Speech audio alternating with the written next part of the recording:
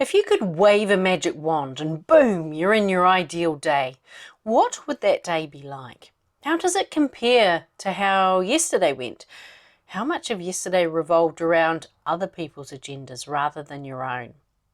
Today I'm sharing 3 things that you can do to reclaim your day. If you're not actively working towards your own goals, whose goals are you delivering? Let's get started, shall we? Well, hello, beautiful people, and welcome to the Project Joyful podcast.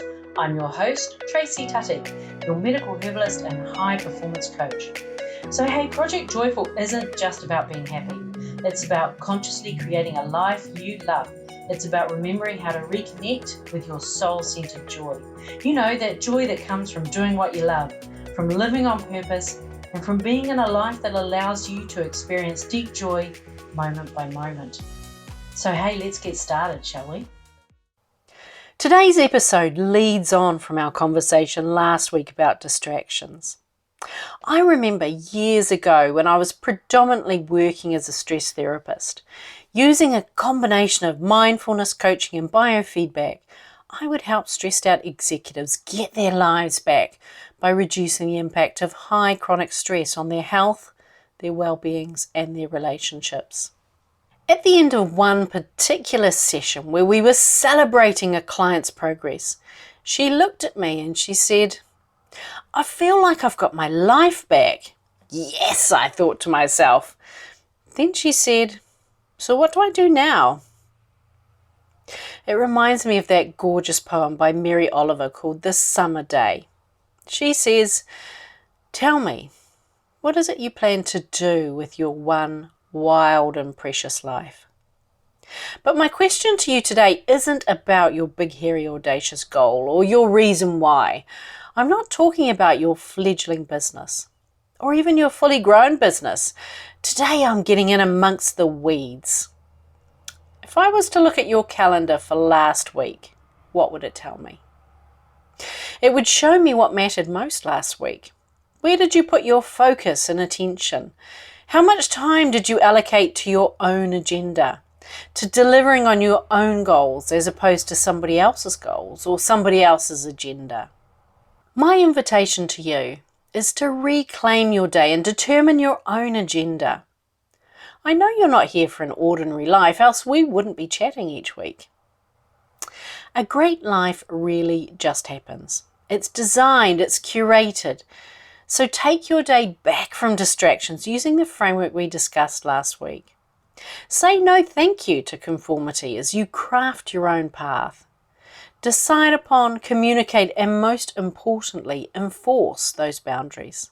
Money can be made again and again, but time slips through your fingertips just once.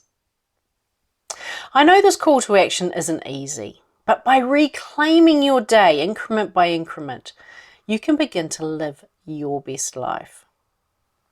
In my Revitalize coaching program, reclaiming your agenda happens almost automatically as a result of working through our 3 pillars of clear, curate, and elevate. But there are things that you can do today to nudge your day towards what matters most to you. First up, give yourself permission to get really clear about what you want. When you get to the end of your life and you look back knowing your life was well lived, what were the standout experiences and feelings amidst your proudest moments? Take a moment to really feel them. Who was there? What were you doing? How were you being? Now backwards engineer those moments. Think of them as a string of yarn. Hold on to that yarn and trace back what you made happen just before the momentous thing that in hindsight actually led to that momentous thing. Keep working backwards until you have the pathway to this standout experience. This is your playbook of things that matter. Avoid the temptation of feeling overwhelmed by the things that you will make happen. Just choose whatever was the starting point and find a way to go do that. Don't worry about what comes after. The other part of this puzzle is how do you want to feel as you go through this life?